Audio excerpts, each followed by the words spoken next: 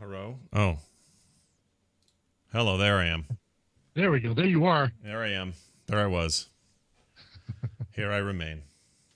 How you doing? I'm good, man. How you doing? Oh, I'm all right. Freaking guts are flaring up a little, but I'm okay.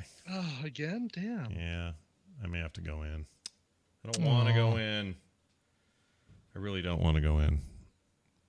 But I probably ought to give it another night and see if it's okay tomorrow. Yeah. Because, I don't know. Freaking who knows, dude. Seriously. The mystery of it all is about killing me. So let's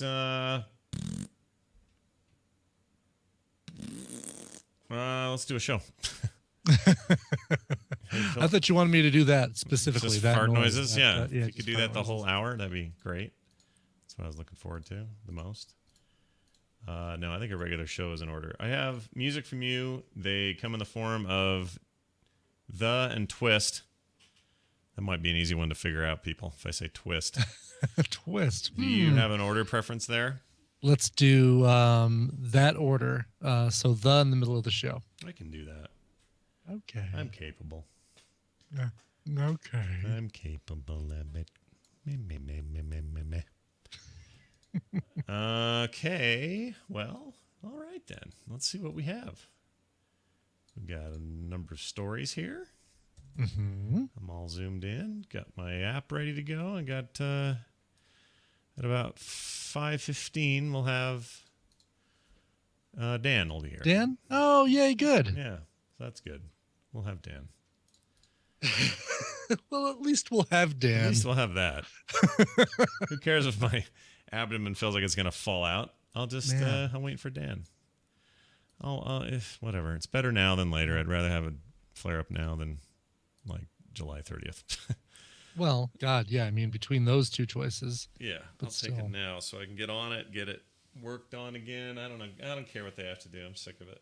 Take it out. Just remove it. Just give me a new pair. Oh, they can't do that? Oh, well. Oh, they can't just give you a bionic gut? Wouldn't that be awesome? Be amazing, wouldn't it? I get other features with it. Mm-hmm. Apple Pay. I can pay with my gut. Yep. Boop. Thank you, sir. No problem. All right. I think we're ready to go. What? Hold on. I'm getting paged. Let me try it again here. Okay. And I'm hoping to get confirmation. It won't come before the thing you and Karen are doing, but confirmation on what you know about for Nerdtacular music. Oh, yeah. We'll probably not answer any of those questions yet because I know that's still in flux. So because it's not confirmed. Oh, yeah. There's no need to. It wouldn't be if anyone asks that question, we will, or I'll even offer it up and say the Music Act is being locked down. If it's involved again as usual, zubba blah blah blah. They'll be fine. Zubba. Yeah, that's it. That's the one. All right. Just don't let people know that the Spice Girls are going to be reuniting on the Nerdtacular stuff. Oh shoot! Oh, I think I accidentally just gave it away. You let it slip. I'll tell you what we want, what we really, really want. Okay, I think we're ready to record now. We're going to change the lyrics to say zubba. Yeah, that's clearly my vote is where it is. All right, we are taping, and we'll hit go, and off we go. Here's the read, and here it begins in 3. Oops, let's see. Yeah, that's fine. In 3, 2, 1. Tonight on Tmspm. Diets are like religion. Facebook wants you dead. Burned, James burned. Put that gerbil back. Teacher afraid of children. App time. Dan, the board game man, and more on this episode of the Morning Stream PM.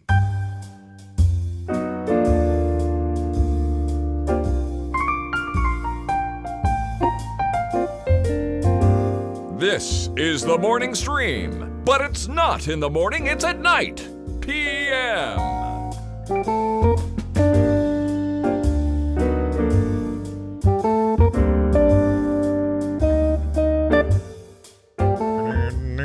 We're back, everybody, from the dead. Hello, and welcome to the undead episode of the Morning Stream PM. Hi, I'm Scott. That's Brian. Hi, Brian. Oh, hello, Scott. You know why we do this, right? You're familiar with the reason? Do I know? Mm-hmm. You know why? I have a hunch. All right, what do you think? What's your hunch? I'm thinking that 4 days was just not enough for you to hear the sound of my voice. That basically, you're like, I need that extra little bit, and I don't get it from Film Sack, and I don't get it from 4 days of TMS. I know. I'll contrive some really creative way to get Coverville in my ears one more time. All right, you would be absolutely 100% correct with the additional push of our friends over at patreon.com/TMS. Oh, that. If it was, what's the old phrase? Oh, that dirty knuckle. Or what's it called? There's a phrase. What? Oh, that old chestnut. There you go. Oh, okay. It's not that old dirty knuckle. Wow. Start using that like one. A euphemism for something. Yeah, start using that one now. You guys are really nice to support us and help us over at patreon.com/TMS. And that means we can do this 5th show a week. So thank you so much for that. We're here. We got stuff. We have things to talk about, as you heard at the top of the show. Right after this show, by the way, Corinne Lewis, I would call her the chairman of the Nerdtacular Planning Committee. Her and I are doing a small sort of recorded, it'll be on YouTube, but also live right here at this stream. We'll be doing a live Q&A about the initial early questions people might have about Nerdtacular 2015, which happens July 30th, 31st, and August 1st of this year. Right. Those are our days. So we'll answer all your questions. We may not have answers to everything, and there's some things obviously still brewing, still in the works. But it's your opportunity to ask those. Just hang out in the chat room and ask us. If you're already here, hey, perfect time to hang around and do that shortly after this show ends.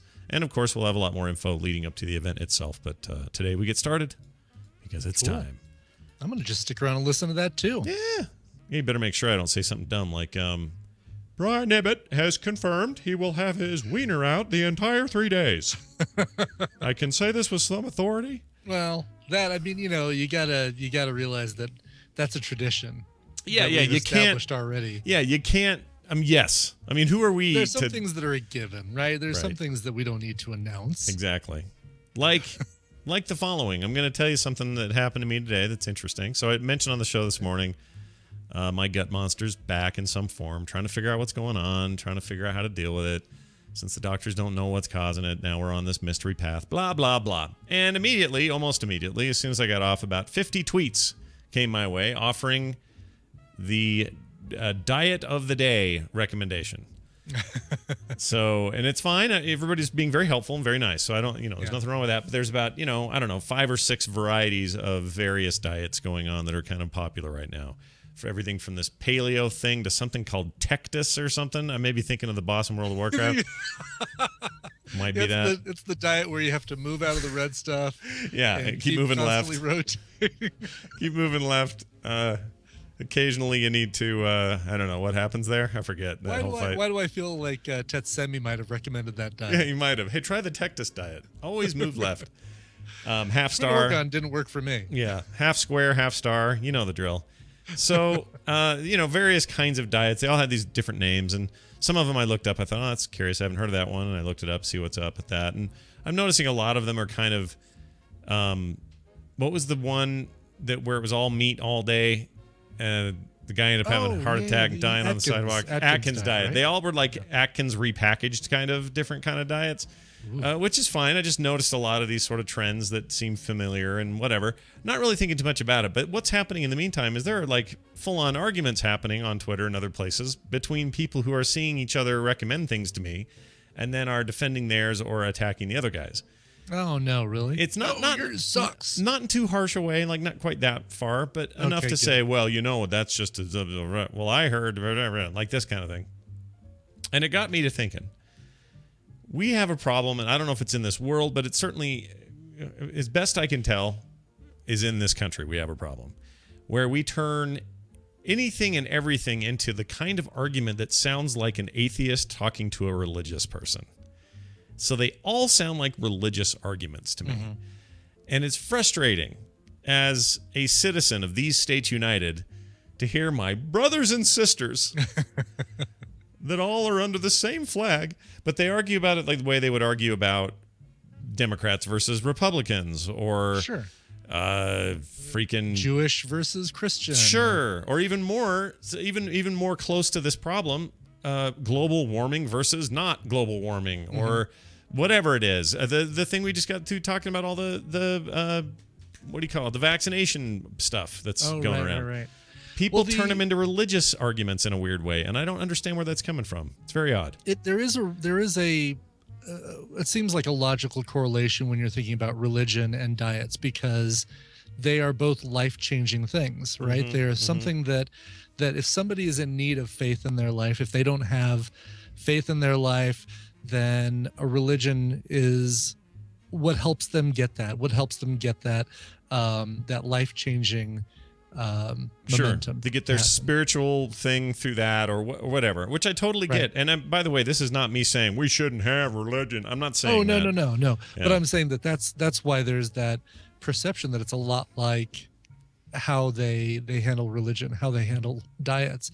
This was the diet that changed my life, and I'm much better for it. And I was horrible until I discovered this sort of thing. And then another guy swoops in and goes, "Oh, really? Because that diet's been proven to be complete quackery, and that doctor doesn't even have a degree."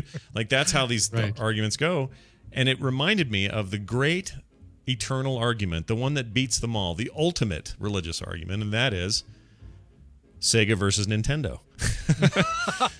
Back in the day, Coke versus Pepsi. Yeah, back in the day, the fervor behind, for instance, somebody extolling the virtues of a Super Nintendo over that of a Genesis, or vice versa, was unholy. Like, it was some brutal throw down the gloves and let's go kind of fisticuffs business. Right.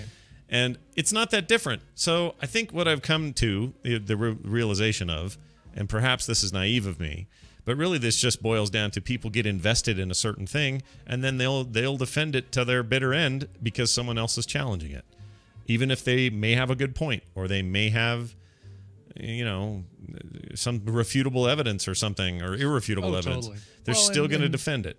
Yeah, you see the same thing with Apple versus Android, or Apple versus Windows, or most of Brian's conflicts are Apple versus somebody, as you can tell. Apple versus themselves, folding versus bunching, Jobs versus whoever the guy that took his place, forgot his name. Not Tim Cook, the old one. Yeah. The freaking, what's his name? The guy that did the clone thing. No, the one that he worked Scully? for. Yes, that's it. Yeah, Scully. Yeah, the clone thing. That's it. That was his big goof. Yeah. Yeah, what an idiot, that guy. Anyway. Just have a bunch of clones. Real smart stuff. Anyway, I just thought it was interesting. Power computing. New Apple. And I wanted to share it with you, dear listener. And I've done that now. So you can quit asking for it. And here's this. Radio today is different. Powerful networks span the nation from coast to coast. Shortwave radio girdles the globe. It's the evening news, brought to you by. Oh, this one goes out to my 4-week-old daughter. I love you, Leela. Yes, named after Taranga Leela. And can't wait to see you grow up into a fantastic human being. And I can live with the screaming, and I don't even mind the diapers. But could we just agree for that from now on, you won't shit in my hand in between them? That'd be super. For you, Scott and Brian, just know that your shows have been a great support for getting through some sleepless days. Keep up the good work. This stuff is short-lived, I promise you. Like, yeah. Brian does not have to clean up Tristan's diapers anymore. It doesn't happen that way anymore. You don't think, but maybe. No. Once in a while. A couple bad nights. Once in a while. It comes fast. They move out. Everything's fine. Don't worry. And you kind of forget about all that too. Yeah, you don't really think about it, or you don't look at it as it wasn't a problem. Like, I miss when they were little. They were awesome when they were little, my kids. They're awesome now, but they were so much fun. Just little kids running around. Daddy, look! Everything was new and fresh and intense. Right. Now they're like the world anew through their eyes. Now they're a little cynical, a little bit of moody. Yeah. Always angry. Like my son. He doesn't like me talking about these things, but he's got this girl he likes, or he did like, I guess. But she was kind of using hanging out with him to tease other boys who also like her. So she would go over to hang out with Nick and then take us Instagram of her walking in the house and send it to these other kids going, guess where I'm going? So that they would like have a meltdown and get all mad, and everybody's mad at Nick and he doesn't even know that this is going on, of course. And I said to him, son, welcome to the modern relationship. Just get through this as fast as you can. You'll be fine. There is a breed of girl out there, and I'm certainly not going to say it's, globally across the board, all teenage girls. Right. But there is this breed that that does stuff like that. Tristan's had girls who had a bet with a friend that they would go out with them for how long. Like, people are going to love that you use the word breed, by the way, to distinguish these people. Well, okay, there's a I don't know. Because I know what you mean. I know what you mean, because Yeah. what you're saying is like a brand or a type or whatever. That's exactly the word I would use, but as I hear it, and I'm living in 2015, I can hear the voices already. I can already hear people saying, "You can't call any woman a breed. What are you, some kind of misogynistic a-hole?" Like you're gonna No way. That's a comment. Like you say, well, he's a different breed of boy, or they I use agree, that dude. term. I completely agree with you. I am with you 100%. But yes, I guarantee emails are I'm coming. so glad that your emails that you catch all those. Yeah, and if we do, now that we've made our point clear, what we mean, because I'd like to make this point too. What people mean is more important than what they say. And Yeah. what Brian means is not what you think he's saying. Anyway, Right, I don't want to exactly. read too much into it. I just know people are going to emails, and that's fine. Send them in. Let us know. There is a type of corral of woman. There you go. So anyway, the brand of you're right. I knew people like this, and Yeah. they used their loveliness and Their wiles. Sure, Yes, to- their feminine wiles. pull me into their twisted nether. Yes. Hold on, I should back that up. That didn't sound right. Anyway, so let's tell you about this story, Brian. If you die, I hope you don't, but if you do, when you do, because we all will at some point, sure. But let's say you died today, because it's more. I think in 20 years, no one will care about this because there'll be something else to do. But Facebook creates now a legal contact, and that person will manage your account when you die. So you're going to sooner or later, have to designate somebody as your legal contact on Facebook. Let's say it's your Could wife be the son or that I just talked about on the show. could be your son, could be whoever inherits that title will manage your account when you die. So if you die, they automatically get all your login credentials. Well, I assume they can just get in, and they can do updates and say Brian's last words as he jumped out of that cake at that stripper party was, and he can say he can leave It's a so legacy. good that he took a picture of that plate full of baby back ribs that killed him. It will forever be his last post on Facebook. And technically, he ate them all within the hour, which means it was free, and we're really proud of him. Anyway, so you want to. Oh, hold on, my phone just fell. I feel like this is forthcoming from Twitter. If Twitter doesn't already do this, this is probably going to be coming. Oh yeah, for sure. Yeah. It's an interesting idea because, when people die, like I was, those poor kids that got shot in Chapel Hill yesterday or the day before. One of them has a Twitter account. He was just tweeting about something totally funny and unrelated and just chilling. And then his last tweet is just this chilling tweet that's, doesn't say anything about what happened to him. Like it's to me, I find the Twitter accounts of the deceased very unnerving. I don't like them. Yeah, that would be freaky. Especially when you say, "Oh, he did this like 6 hours before he died." Had no idea that he was going to die that day. And I don't like reading those. I don't like those Twitter accounts. Anyway. So a friend of mine, a colleague of mine that I do some work with, she and her husband moved into a new house. Well, it was an older house, right? It was an older house here in Colorado, in like Parker, way out in the boonies. And one of the things that was kind of left there was a big not Home Depot, like an Office Depot filing box full of last will and testaments. Oh gosh. Of other people. Why? How'd they This get those? person for some reason had a job or it had to be part of their job, and I don't know the whole story of that, but they had a job where they had to notarize them or review them or things like that. And so it's this box full of these last wills and testaments of hundreds of people, right? Creepy. Really creepy.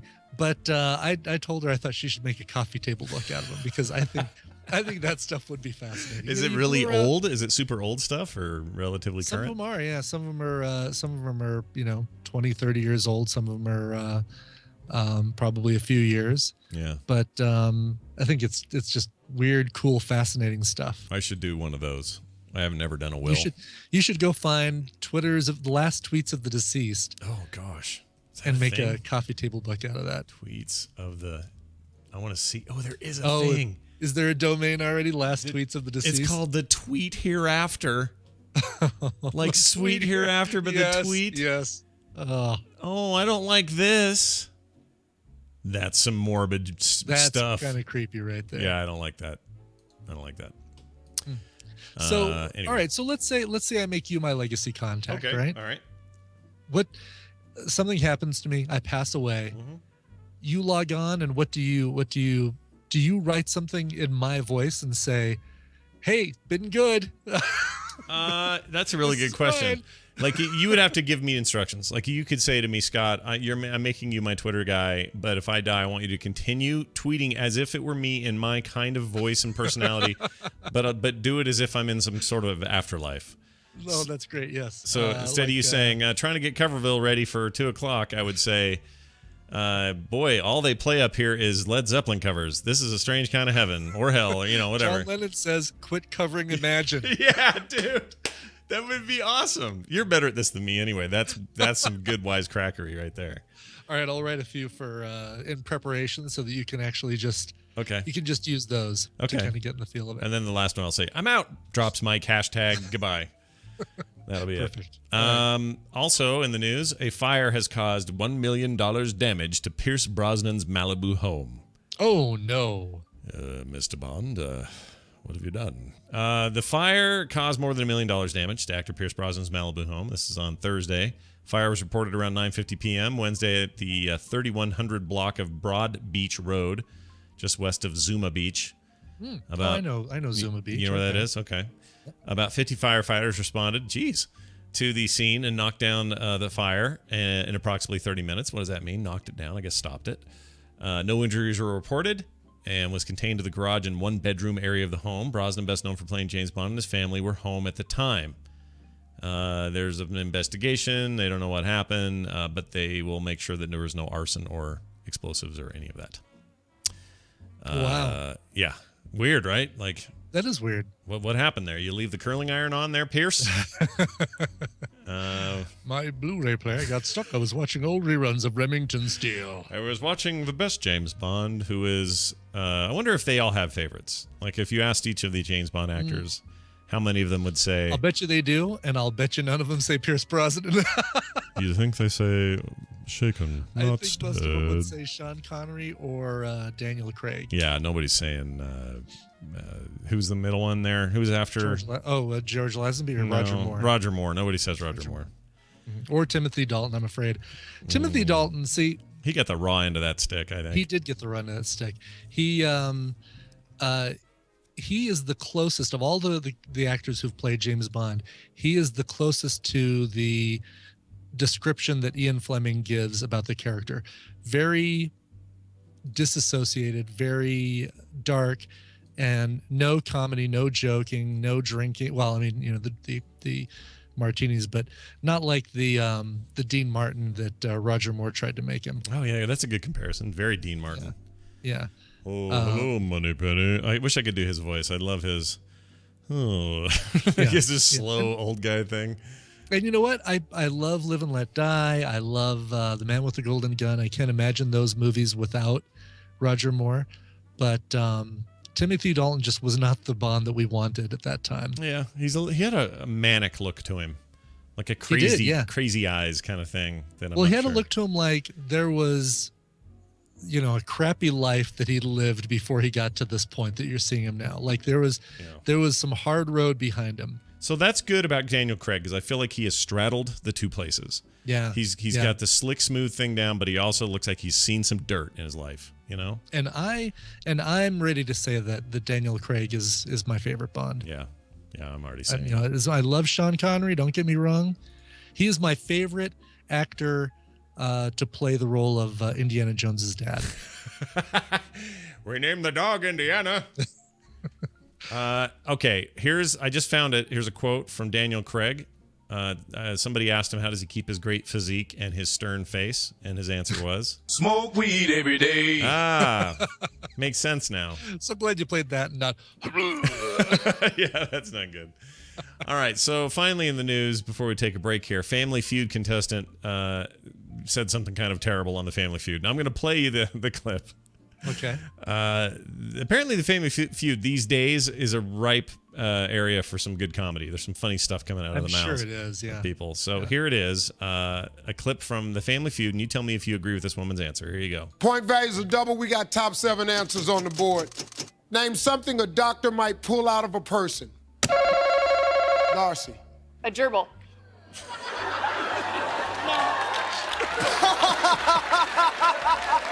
Wow, dude. Like, just go ahead and say the worst thing. That's not because all the other answers were taken. Yeah. That was the first thing that she came to. Yeah. Bullet. Knife. Their Gallstone. appendix. Yeah. Tooth. Yeah. Tooth is a good one. Holy crap. She's the... Smoke weed every day. Yeah, that's her. Man, I love this line, though. Name something a doctor might pull out of a person. Yeah, I like that line. I'm going to use that for other things. Tell me one time. It's almost like they write it hoping that somebody says something like that, right? I think they do. And there have been some... It's the Bob Eubanks. Yeah. Where's the strangest place you've ever made whoopee? Whoopee. Freaking whoopee. I heard that mentioned on MASH yesterday. Somebody said whoopee, and I went, oh, I know what era we're in here. Right. That is a phrase that isn't even used ironically these days. Nope. It's like, hello, 1972 or whatever it had been. Right. All right. That's it for the news. We're going to take a break. When we come back, we will have our friends. We'll have Dan here. He'll come later, but we're going to start with our friends called the Apps. We're going to have app time. Brian and I are going to talk about our favorite apps of the week anyway, and we'll get to that in a minute. But Brian's brought music, and I can't wait to hear what it is. Yes. Well, all right. So this is a fun one. Let's see here. Diced Tomato missed out yesterday because yesterday was his birthday and we weren't around. And so he didn't get his birthday song, but I'm going to remedy that right now. By the way, big shout out to Yagavos, whose birthday it is today. He did not send in a request. So 22 now, 21, 20. I don't know. I think 21. I think he can drink over here now. Well, come on over, dude. Yeah. That's right. He was previously only able to drink in the UK. Mm-hmm. Now he can drink everywhere, every day. He can drink in all the uptight countries. So come on over. That's right. Yeah. Okay, so Diced Tomato. Let's see here. Yeah, PMZ Jan is confirming 21. He says, well, it's my birthday again today, the 11th. So I'm making my obligatory song request to you guys. There was a time in the last half of season 10 of Grey's Anatomy that they played some fantastic covers of popular 80s songs. The style and choice of those covers really hit me in the feels. Now, I'm not specifically asking for any of these covers, seeing as they were very melancholy, but I would like a good, fun, and upbeat 80s cover for proper birthday celebration. I put the fate of my ears in your hands. Thank you for all the fun mornings and great stories, and I hope to hear many more in the future. Happy 33rd to me. Outgrow an apropos Romeo bro cameo, though, yo. Diced Tomato and the Tadpole. Cool. That's a good one. He worked for that one. He earned it. He earned that one. Yeah. All right. So 80s covers. Caver. Yeah. Covers. So Accu Radio. Have you heard of Accu Radio? Nope. They just released I don't know if you'd call it a survey. Hold on. I got to mute something here. Okay. They just released the results of a study that they did of the most popular love songs for each year of the past 50 years. All right. And so I decided to go through the 80s and see what they came up with. And mostly Journey and REO Speedwagon. And I don't have covers. Well, I don't have good covers, upbeat covers of the Journey and REO Speedwagon songs that were popular, which, of course, you could probably guess. Open Arms, Faithfully. Yeah. Any of the Air Supply pieces of business, all the Chicago stuff, right? Right, exactly. Well, one that did stick out for 1986, I can't remember the date, was The Way You Make Me Feel by Michael Jackson. That was the #1 cover song of its year. And decided to go for a cover of that one. How about one that came out in 1996 by a guy named Frank Bennett? Now, I don't think that's his real name. I think he gets that by combining Frank Sinatra and Tony Bennett, and you'll hear why in just a minute. It comes from his album 5 O'Clock Shadow. It's a cover of Michael Jackson's The Way You Make Me Feel, and please to enjoy. Hey, pretty baby with the high heels on, you give me fever like I've never known.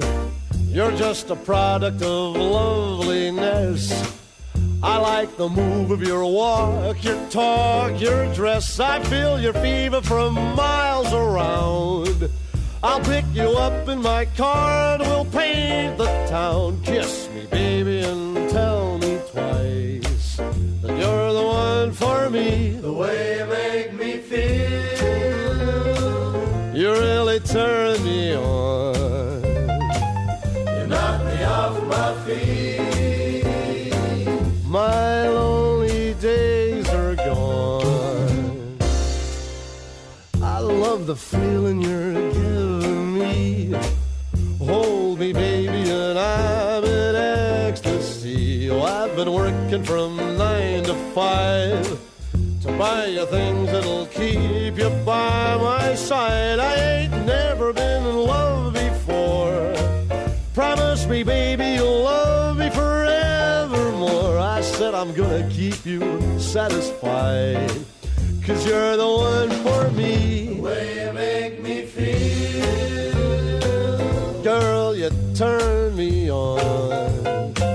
You knock me off my feet. My lonely days are gone.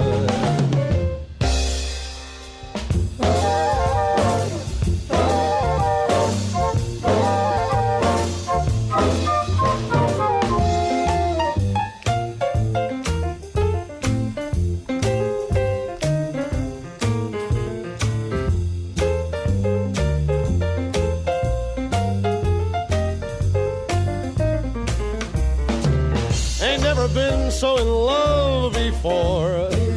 Promise me, baby, you'll love me forevermore. I said I'm gonna keep you satisfied, 'cause you're the one for me. The way you make me feel, you really turn me on. I'm off of my feet. My lonely days are gone.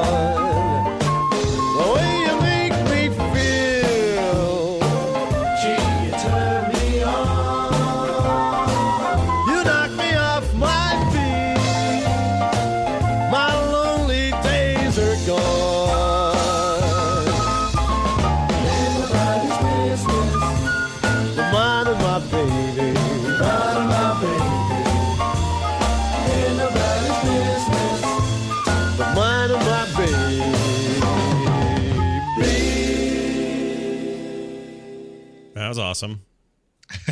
Love that. Good stuff, right? Yeah, I really like that a lot. That was really good. We're back. Check this out. My rhymes are fly, my beats are sick. I meant to play that earlier and I forgot to. Who's that? That's that weird old man that keeps using the N-word in his music video, the preacher guy. Do you remember that? Oh, man, really? Yeah, he's the one that kept saying Jesus is my N-word. It was for some youth video. Have you not ever seen that guy? No, I don't think I've seen him. Oh, it's a classic, dude.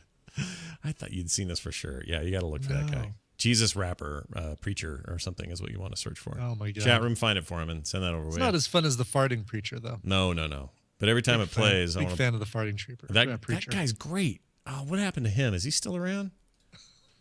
Farting preacher. This is like pre-YouTube, this guy. Yeah. Like, let's just hear it. You can tell by like the fuzzy lines on the VHS copying back and forth. Yep. Here's an early taste. Watch this. For I have seen all that I've seen what Laban's done unto.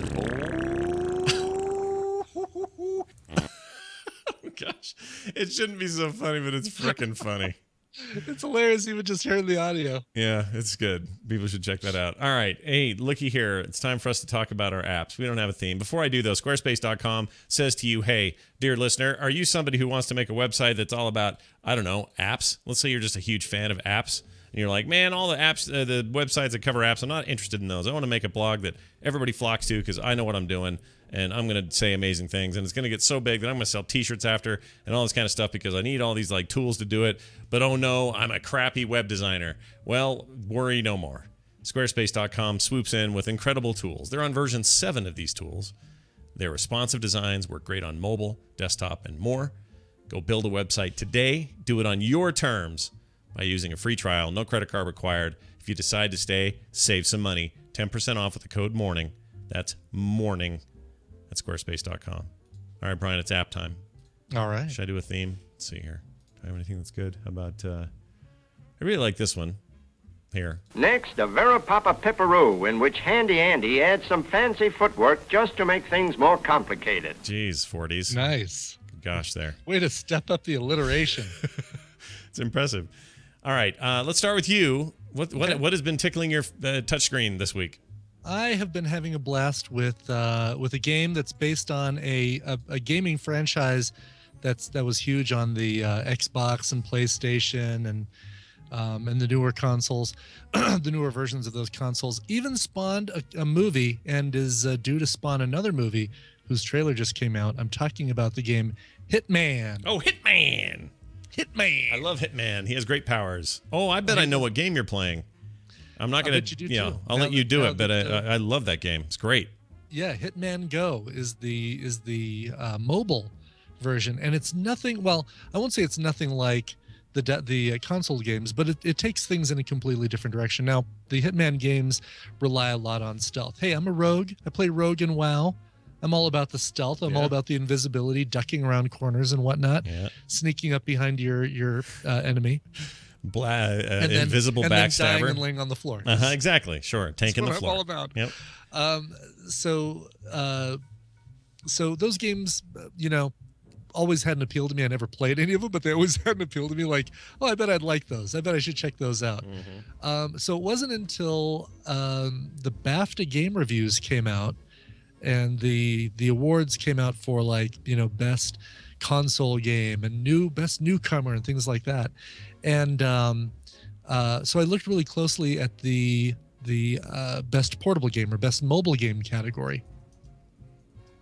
I'm going to pull those up too while we're talking about it, the nominations.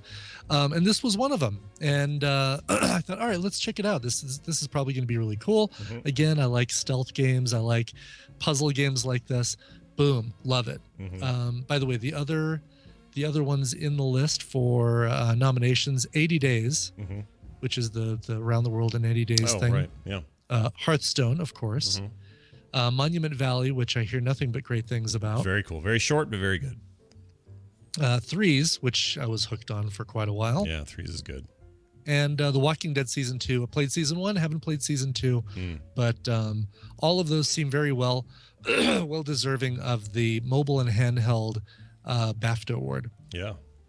So I picked up Hitman Go, and I got to say, I love it. I love the look and feel of this thing. It looks like you're playing with little board game pieces, which is just awesome. Yeah, like little what's it like? Hero it's like clicks. a table. It's like a tabletop board game, and it's so weird. Yeah, and it's so well done, and it's just gorgeous. So, and I think it's relatively cheap. It's what, $4.99 or something. Yeah, and it's on sale occasionally. I think I got it on sale for like $2 at one point. So keep your eye on it. But good game. Totally worth it. Yeah, totally good game. It's weird how they translated stealth so well to that board game. To a board game style. Yeah, really weird. Great. I'm glad you brought that one up. That one's awesome. Hitman Go. Hitman. Got it. Or Hitman Go. So I have a recommendation called Sneaky Sneaky. Wow. Let me just put that right out there. I'm not going to beat around the bush. We did not collaborate on any of this stuff. No, we did not. It happens to also be a stealth game. That's funny because we were talking earlier about making sure we didn't do the same game. So we said, well, what's the first letter? And we're like, okay, Feud, we're okay. But we didn't know we were both doing stealth games. So this is a brand new game, only out in like a week, maybe less. And it's $2.99. I love games that I can just freaking pay for that are also good. I'm sick of free-to-play freaking garbage. I want to get something. I'll give you some money. Here you go. Now let me play your game the way it was meant to be played. This game is, you'll immediately look at it and go, oh, it's kind of Zelda, old school 2D Zelda kind of design or style. But you're this little rogue man. And you know what? These games are very similar now that I think about it. the most comparative game I can think of to this is Hitman Go. Right. Yeah, it's kind of got that thing where it's a puzzler. Just looking at the little video for it, it's like guys are pacing back and forth. You need to time when you're going to go stealth, right? You need to hide in a bush so they can walk past you. Right. You can kill them if you backstab them or you get them in the right angle or whatever, but you can't be seen. And if they do, they attack you. Now you can actually battle it out in this turn-based attack thing, which is a little bit different than Go, because Go is like, oh, you're dead. Like you can't fight the guy. You know what I mean? Right. Yeah, it's either him or you. Yeah, this one you can try to get through without ever facing anyone, but you do have life and you can get into a fight. Sometimes it goes real bad for you, but you can win those fights. There are potions to regenerate. So that's maybe the one difference. But beyond that, and the setting, which is all very medieval magic kind of roguey stuff, it's got a very Battleheart kind of feel. This isn't the same company that did Battleheart. No, different company, but you're not wrong. It's that. If you like that style, I think this is totally up your alley. Yeah. This looks like the only thing they've ever put out. Really if this cool, is their first stab and they haven't done anything else yet, this makes me really excited for what they may do in the future, because it turns out to be really thick, really juicy, and it doesn't feel like a cheap mobile game that's only meant to hold your attention for 10 minutes and then you move on to the next thing. It does feel like there's depth to it. It feels like I could see sequels to this pretty quickly and easily. I think it's a hell of a thing. So I'm going to recommend it pretty highly. It's interesting. Both of ours are paid apps today. I think they may have been last week too. I just think you get more for your value if you just support these developers straight up. No weird tricks, no buying crystals to do shit. Just pay. Here's some money, like a burger. I'm not going to free to play my burger. Why would I want to do that with my video games? Right. It's a terrible. Here, throw in another 10 cents if you'd like more lettuce. Exactly. They don't have micropayments. Well, I guess they kind of do, but they at least have the buy the original thing. Let me buy your stuff. So anyway, they're both great games. If you like stealth games, clearly today is your day. Cool. And that one is available on both iPad and iPhone. So is yours. And I think Sneaky Sneaky is coming to. Let me just make sure. I think that's coming to Android. May already be there. Sneaky. Oh, Sneaky Sneaky's on Steam. That's cool. Not on Android yet. Looks like it may be coming. Let me just see how it's doing on Steam. Just checking that. There's a little video. Oh, look, a video. Let's see what this is. Okay, all right. There's some text. Yeah, anyway, it's really good. That's probably the video you were watching. Yeah. I'm sure that's it. I had the sound down, but that sounds like what it would have. That sounds like the sound it would have made. It's $2 more on PC. But that actually intrigues me. I may want to play it there too. That'd be a fun one to stream or something, you know? Right. Anyway, cool game. Sneaky. In stores now. Cool. All right. It's time for Dan. Sneaky. We're going to call him. Now, I don't know if Dan got home in time. He was going to rush real fast. Okay. And I'm calling him a tiny bit early. Oh, I see his thing there. Hold on, Dan. Don't go anywhere. What's he Skyping to? What's he sending? I should have been more specific about what thing he's showing me. All right, I'll play. Here's your theme. Why not? My rhymes are flying. My beats are sick. His rhymes are flying. His beats are sick. It's Dan, the board game man. Dan Patrice, what's going on, buddy? I've often been referred to as quite fly in my day. You are very fly. Listen, here's the thing with Dan. I'm going to say this before he introduces whatever rad board game he's going to talk about today. Dan is my personal sounding board. Between him and Corinne, they get all the heat from my guts are acting weird. And why? Because Dan is a freaking pharmacist and understands how, over-the-counter stuff works versus other stuff and just has a lot of that experience, right? So it's like this weird therapy for me to be sitting there all grumpy and hurting and go, I should text Dan and ask him. And Dan will flood me with great information. Should I be taking this? And Dan's great because he's all about the science. He's all about the what works, what doesn't really work. None of the mumbo jumbo. He's not there going, well, my understanding is if you take the flakes from a freaking oak tree bark and rub it into your noodle, well, you might have better results. Like, he's not doing any of that stuff. if you float that stuff in a little bit of grenadine and then steep it a bit, and then swallow it. Well, what's funny is that you just happen to have the issues that I happen to know a little bit about, because in pharmacy school you do a lot of rotations and stuff, and I just happen to do a little bit more specialty rotations in diabetes, GI, and some anti-coag. But we don't want you to be on warfarin and anticoagulation and stuff like that just yet. But we'll help you out with. We'll the, get there GI eventually. And the diabetes, hello, let's stave that off a little while. I don't want that. I don't know. Well, I mean, sometimes you don't do these things yourself. And here's something for you now.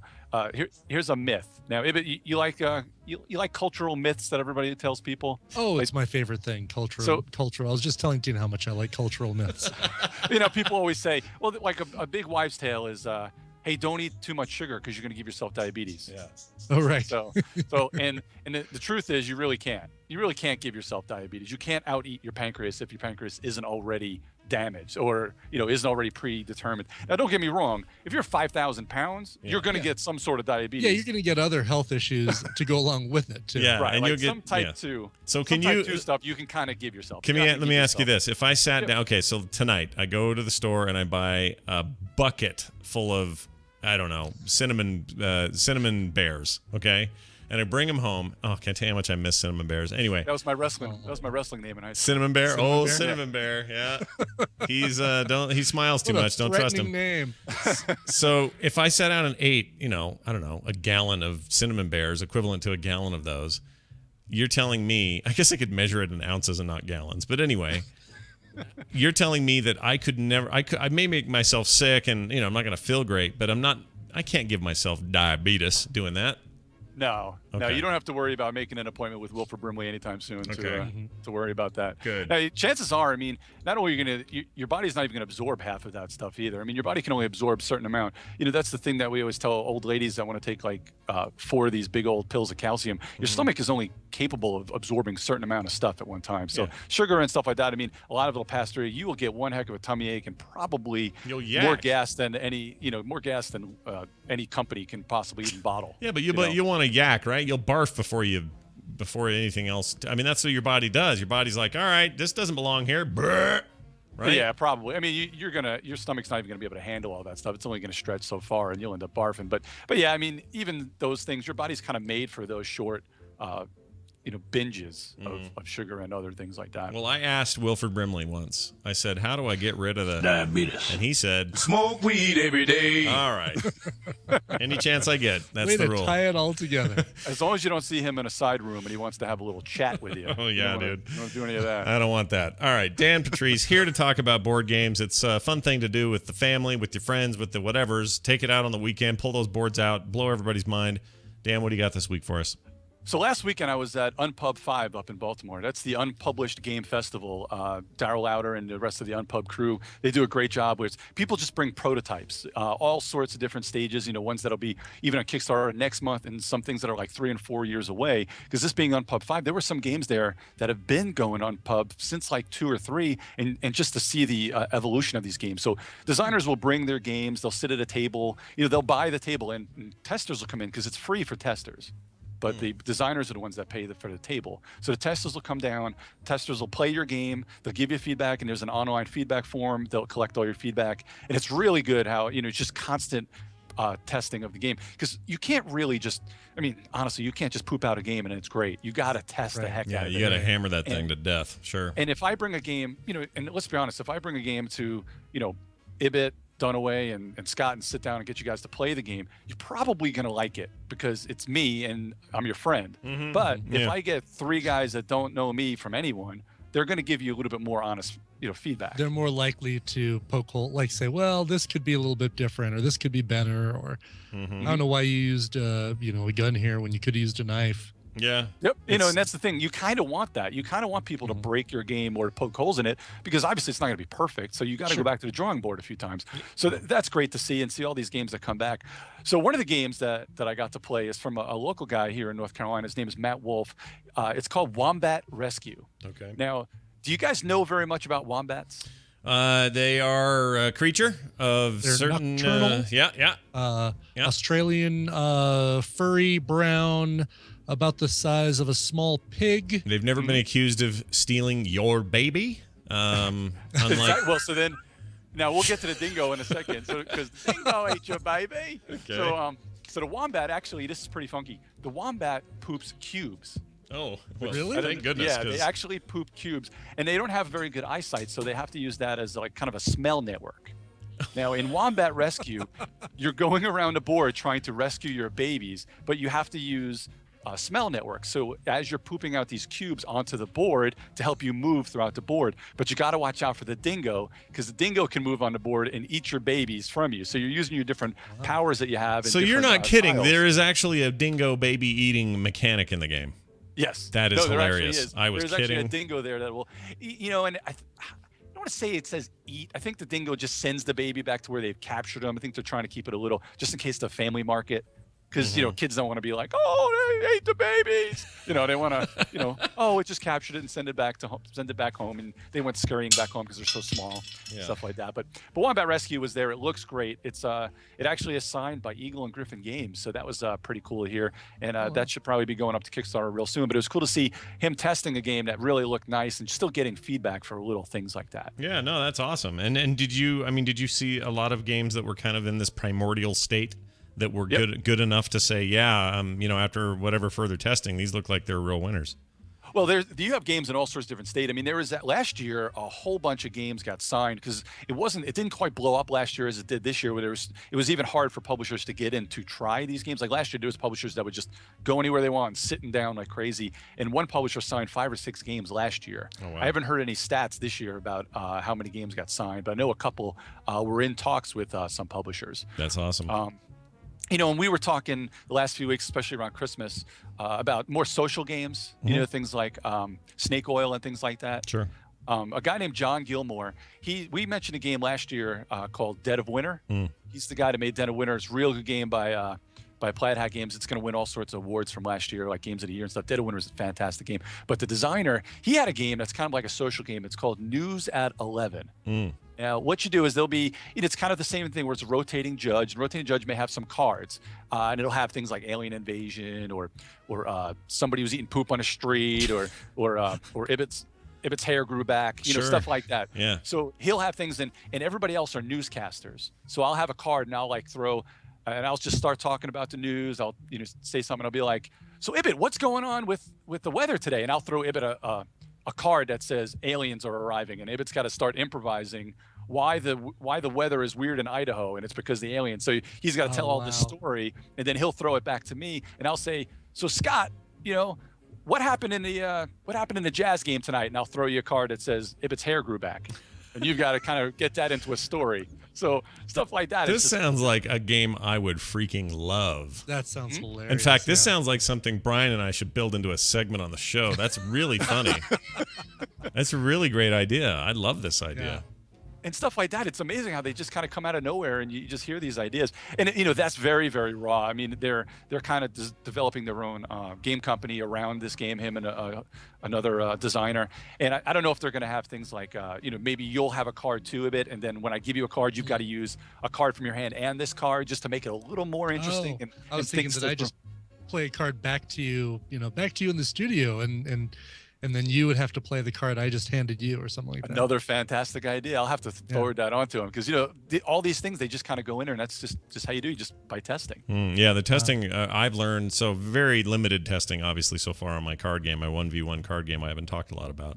We're getting a deck to you, Dan, in fact, ASAP here. But that's one of the things I've noticed. The more people I bring in to say, all right, sit down and play this with me, they're like, oh, what happens if you do that? Oh, yeah, dude, that's a good idea. And before you know it, you're all kind of co-creating this thing. It's crazy. You know what you do? You get a couple of Nick's friends to come over, and you just give them the deck and the directions, and you just sit there and you don't say a word.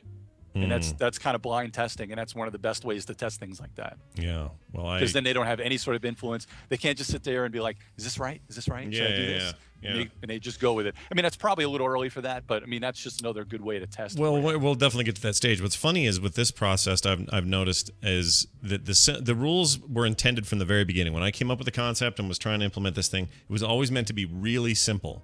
And in my head, it is, and in play, it is. It's super simple in terms, so it's really easy to grasp, and then you're just down to playing, right?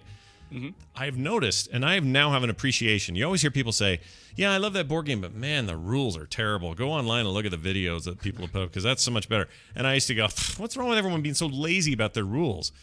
When you have to actually pen to paper your rules down, that is some scary, hard work. Like, right. The simplest concepts have to be described in ways that you just can't do it. It's actually kind of amazing. I have a brand new respect for anybody who makes game rules, whether hard or not hard. My hat is off to those people, and I take back everything I ever said. I used to have to write software documentation, and it's the same kind of thing. Deal, it's like, yeah. You have to think about, all right, what are these? How are these idiots going to use the software?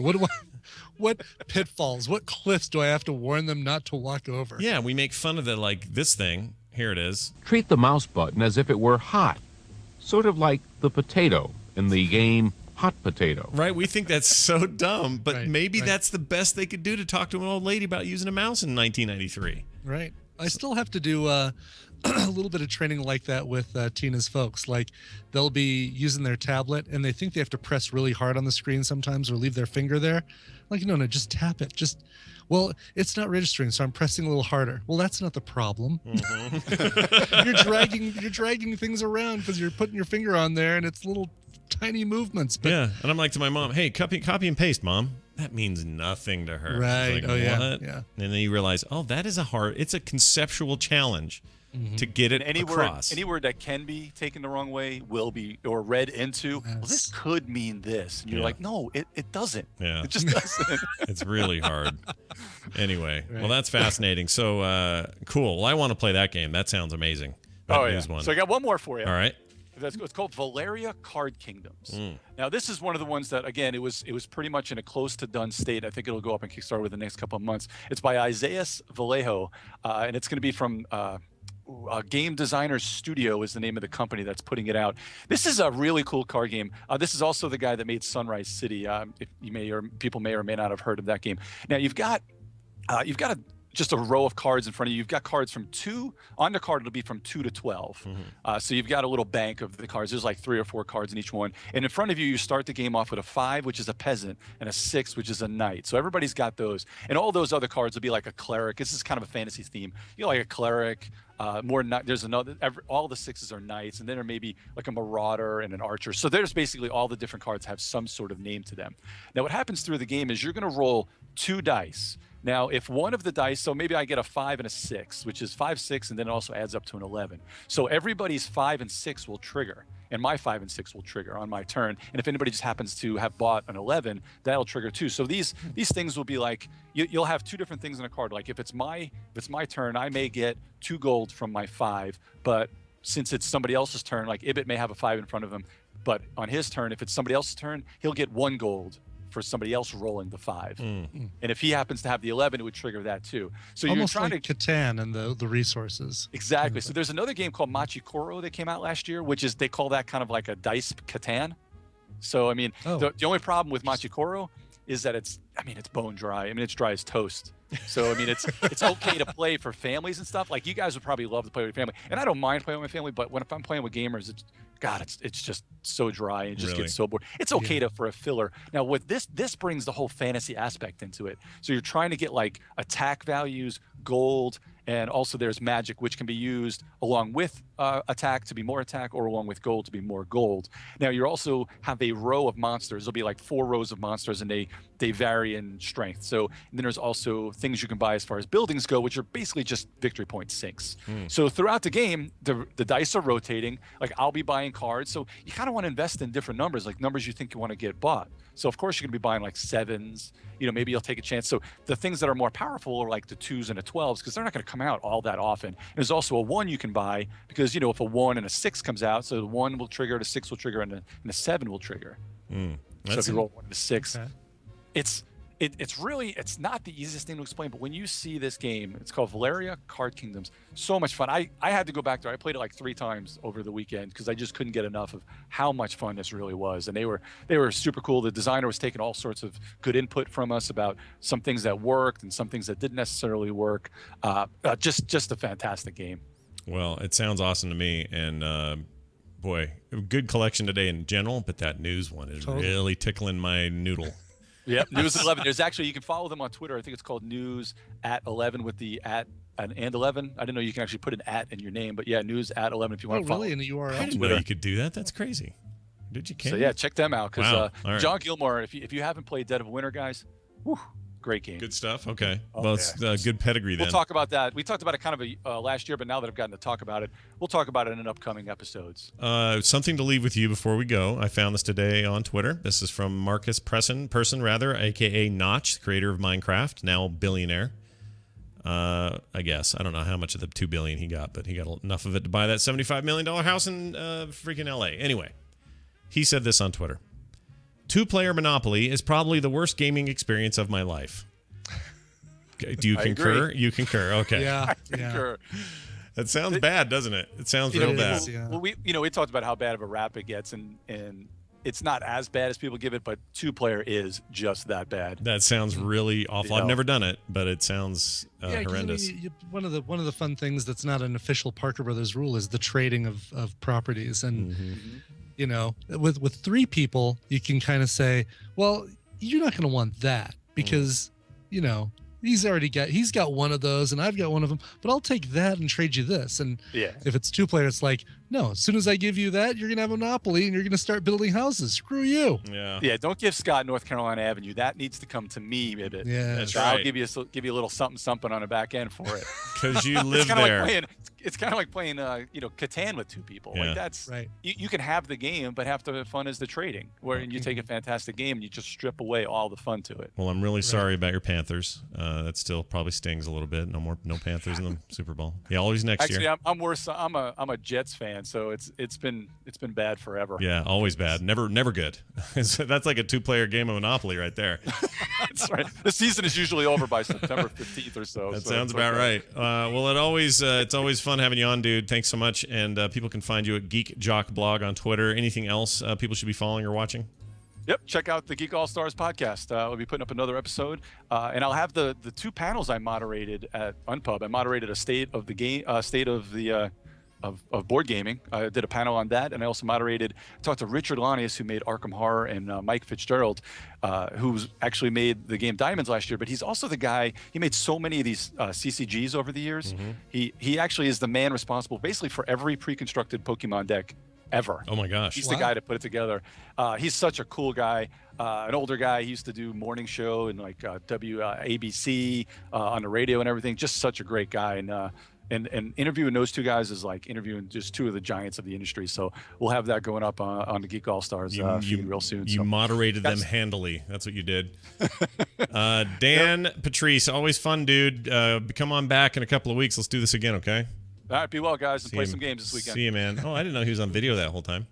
Yeah, it's funny. I've been looking in the background. He's got these shelves that I imagine, oh my gosh, just based on the colors. Those don't look like they're full of books. They look like they're full of board games. No, yeah, every one of those has to be. And he keeps talking. He's mentioned a few times how he has to kind of reorganize that every once in a while because he gets all these new ones. And I guess in a trip, like after a trip like this, where he comes back with a bunch of stuff, he doesn't know where to put everything.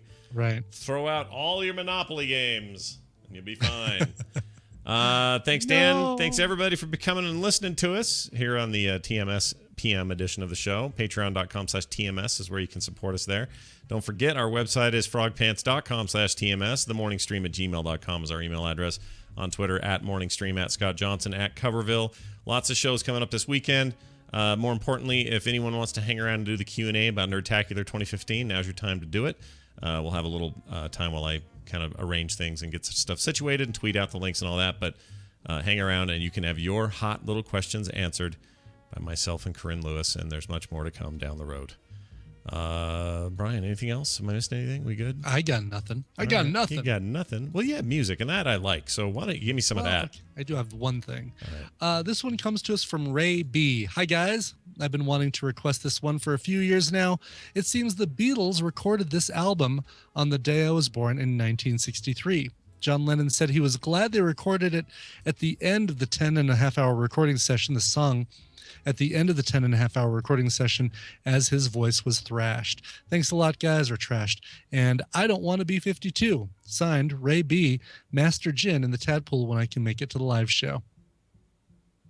So the song or the album, or I'm sorry, the song that he's talking about is Twist and Shout, cover that the Beatles included on their Please Please Me album. Of course, probably for this generation, very, very closely associated with Ferris Bueller and the parade scene.